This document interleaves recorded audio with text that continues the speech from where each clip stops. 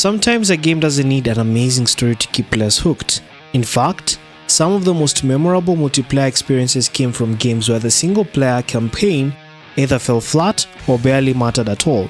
Today, we're diving into games with bad or forgettable storylines, but incredible multiplayer that kept people coming back.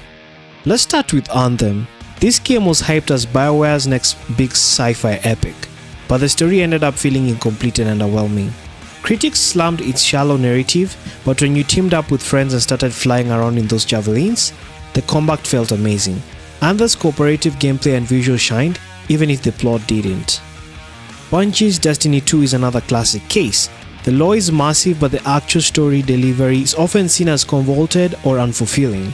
That didn't stop it from becoming one of the most addictive multiplayer shooters out there. Raids, Crucible, and co-op activities gave the game a dedicated fanbase that didn't mind skipping the cutscenes.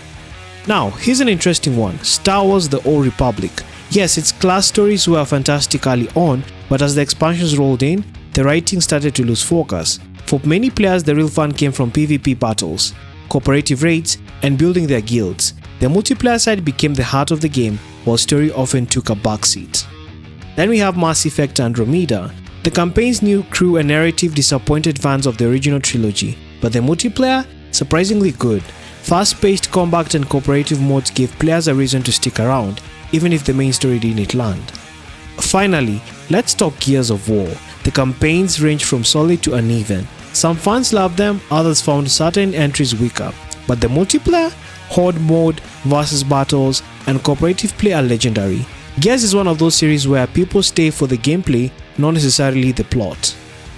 These games prove one thing: a great multiplayer loop can outshine even the weakest storylines. While narrative can elevate a game, it's the gameplay with friends that keeps people logging back in.